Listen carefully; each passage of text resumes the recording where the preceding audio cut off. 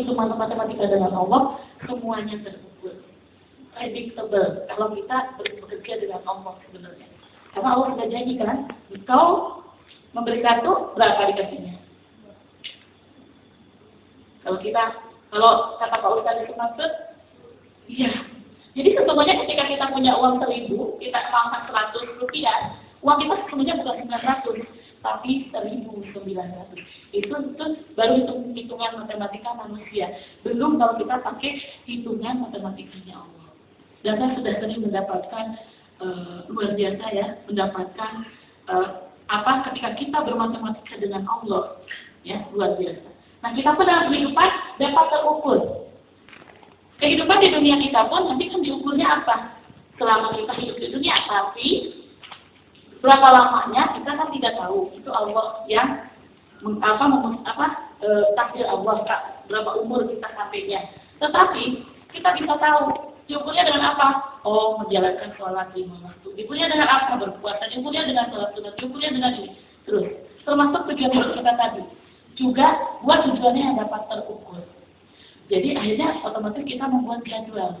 Kira-kira supaya saya bermanfaat dalam waktu 1 bulan ke depan, saya harus belajar apa, di mana, terus bagaimana caranya sehingga saya dapat mencapai tujuan tersebut. Kemudian kalau bisa dapat tercapai, ya. Jadi akhirnya kita membuat tujuan itu setelah tujuan yang besar tadi, kita buat tujuan jangka menengah dan jangka dekat, termasuk setiap hari. Kira-kira Bapak dan Ibu tadi pada saat bangun pagi, ya, walaupun sudah tahu akan cek ini, kira-kira itu sudah masuk dalam tujuan hidup kita tidak? Ya, tapi kita tidak sadar ya, yang penting ada seminar ikutin aja. Nah berikutnya apapun yang akan kita lakukan sesuai tujuannya. Hari ini saya akan ikut seminar. Tujuannya adalah saya ingin dapat ilmu tentang ini, kemudian ketemu dengan teman baru, suasana baru, kemudian ternyata menuju Jakarta International Hospital ini adalah bangunan baru. Nah, tujuannya saya akan dapat seperti itu. Jadi harus dapat dicapai realistis ya, tapi bukan realistis dalam arti pesimis. Ada yang mengatakan pada teman saya ketika saya bilang, aku ingin jadi pembicara nasional. Dulu waktu saya SMA, kata dia yang realistis aja. Kita bukan orang kaya dan sebagainya. Pokoknya sama. Pokoknya mau itu realistis. Dan realistis kan, jadi pembicara itu realistis. Karena kayak tadi ibu tadi, sebenarnya jadi narasumber tadi, kalau dikasih kesempatan 15 menit, cerita. Ya kan? Realistis. Semua dapat dicapai sebenarnya. Ya, tinggal nanti apakah kita mau memulai atau tidak ya. Kemudian time basing, perencanaan waktunya ada. Jadi gunakan pada saat kita menyusun tujuan hidup kita. Jadi guru paut hebatnya kita mau mencapai kapan, ya, pakai ukuran waktunya, dan itu harus, rasanya Ibu, saya pernah punya cerita dari teman saya Pak Ali Nugraha, Ali guru di konsultan direktur PAUD. Beliau pernah ke Singapura, beliau terpesona dengan anak SD yang ternyata dalam hidupnya saja dia sudah punya jadwal harian hidupnya.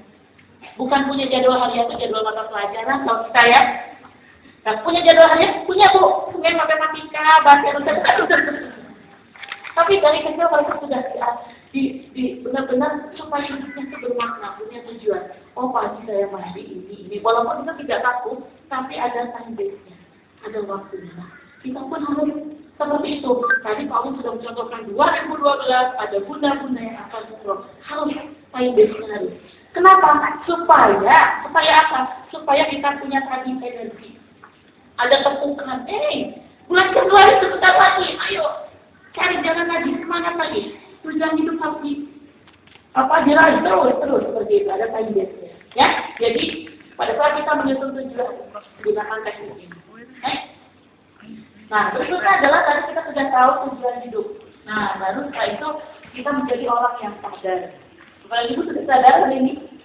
Sudah? Alhamdulillah. Nanti kita cek sama-sama ya. Nah, dalam surat Al-Baqarah ayat 70, Bismillahirrahmanirrahim, Allah Subhanahu wa taala berfirman, "Dan sesungguhnya telah kami memuliakan anak-anak Adam. Kami angkut mereka dari daratan dan di lautan. Kami beri mereka rezeki dari yang baik-baik. Kami lebihkan mereka dengan kelebihan yang sempurna atas kebanyakan makhluk yang telah kami ciptakan. Jadi Bapak dan Ibu, kita nih, ya dengan wajah kita seperti ini, tubuh kita seperti ini, kulit, jenis rambut dan lain sebagainya, itu adalah perjuangan tadi dari 120 juta sel sperma ayah kita untuk bertemu dengan sang ratu telur yang cuma satu. Jadi kita ini dilahirkan oleh Allah menjadi pribadi-pribadi juara. Jadi sebenarnya kita sudah menjadi pribadi hebat sejak lahir. Tapi benar tadi yang disampaikan oleh Pak Win, ada tokoh melihat bahwa kita lahir jenius, tapi 6 tahun pertama kita sudah tidak jenius. Karena apa? Karena pelan-pelan pendidikan. Ya, jadi sebenarnya kita semua adalah makhluk-makhluk atau manusia yang hebat. Potensi kehebatan di dalam diri kita semuanya ada. Karena Allah sudah bekali itu dan Allah maha benar, maha menepati janjinya. Ya, baik. Nah, sekarang terus, ya. Ada 4 elemen penting dalam proses pembelajaran berubah diri. Coba kita cek ya. Kita cek sekarang. Apakah kita termasuk yang inkompetensi tanpa sadar? Artinya, sebenarnya ibu tadi teman kita pakai baju ini hijau muda punya potensi jadi pembicara. Ya, enggak saya jadi channel. Padahal dia ngomong aja ya, padahal dia tuh punya kemampuan itu, tapi enggak. Bahkan ternyata ceritanya, ya. Ya. Jadi kadang-kadang kita inkompetensi tanpa sadar, tidak menyadari bahwa kita punya kemampuan. Cek lagi, kira-kira apa peristiwa yang pernah Bapak dan Ibu alami, Ibu dan Bapak lakukan, yang menurut Bapak dan Ibu saya nggak bisa melakukan itu. Ya, misalnya, Bu, saya itu nggak bisa nyanyi, kalau disuruh nyanyi atau di acara apa, nggak bisa nyanyi, tapi mau nggak mau kan di sekolah TK, kalau kita ya tetap menyanyi. Kalau katanya nggak bisa nyanyi emang nggak bisa nyanyi. Oh, kalau Indonesian Idol nggak bisa masuk situ, karena nanti akan kena anangsa nanti gitu ya. Tapi kalau di depan anak protes nggak. Oh, berarti ibu tidak menyadari bahwa punya potensi itu. Kemudian ada juga ya inkompetensi sadar. Sadar betul karena memang dia tidak tahu, tidak mampu. Ada orang yang tahu betul ya, seperti teman saya, saudara, itu dia sadar betul, saya punya masalah dengan klasifikasi. Apa dia? Jadi tolong jangan beri pekerjaan sama saya klasifikasi. Karena dia pernah mau ngelamar ke sebuah minimarket, tidak lulus. Karena apa? Klasifikasinya nggak lulus. Karena saya memang nggak ini, tapi kalau si mama daripada saya nganggur, katanya ayo kerja, dan pas diterima, proses pertama di minimarket klasifikasi bahan tuh.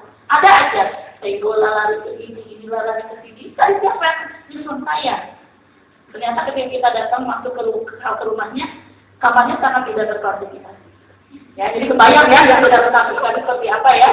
Nah, jadi rumah kamarnya itu selalu ibunya tuh, aku kapan sih bisa beres-beres. Ternyata memang dia nggak bisa. Itu kelemahan dia. Jadi bahkan kadang-kadang parahnya, kalau misalnya mau ke toilet, itu dia baca tuh sekilas, karena kan ada tulisannya. Nah itu suka miss juga masuknya. Kamu perempuan ngapain masuk di sini? Mana? Oh iya.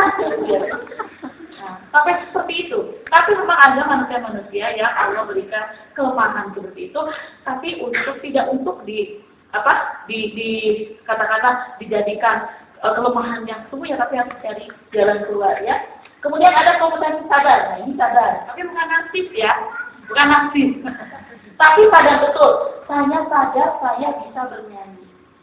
Saya sadar saya bisa menulis. Nah kalau orang yang kategori ini tidak hanya sekedar saya tahu, saya sadar, tetapi dia lakukan. Tapi kalau cuma sekedar cuma yang begitu, saya juga bisa, tapi dia nggak melakukan, berarti dia nggak sadar. Sadarnya nggak komplit. Dia cuma sekedar tahu aja, itu tidak melakukannya. Nah kemudian kompetensi tanpa sadar ini lebih parah lagi, tidak menyadari memiliki kemampuan. Ya. Nah kita cek masing-masing kita apa di mana, di zona yang mana, ya.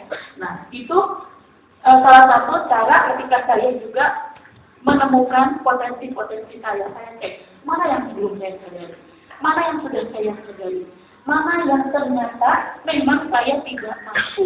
Dalam arti saya harus berlatih keras. Salah satunya adalah growth motor. Saya dari kecil itu kalau jalan pasti ada barang yang jatuh. Ya, sekarang pun kalau berjalan saya akhirnya berlatih berjalan dapat bagian seperti ini, terus jaga keseimbangan. Karena saya punya kelemahan di situ. Saya sadari saya tidak mampu di situ. Jadi mau tidak mau saya banyak berlatih di situ. Jadi kadang-kadang lagi berdiri begini tahu gitu ya. Jadi keseimbangan itu dari kecil. Jadi kalau saya sudah lupa lagi mengolah latihan lagi di jaga keseimbangan, berlatih fungsinya, pasti aja ada masalah. Nah, jadi saya lakukan sesuatu untuk menyadari kelemahan-kelemahan saya. Nah, kemudian sekarang kita sama-sama jawab, ya. Silakan Bapak dan Ibu tulis di depannya masing-masing. Coba sekarang kita akan sadar nggak ya kita terhadap diri kita? Apakah kita punya konsep terhadap diri kita? Apakah kita kenal dengan diri kita? Ya. Silahkan jawab dengan jujur, nggak perlu tanya sama temennya. Saya benar nggak sih saya begini? Jangan tanya begitu sama temennya.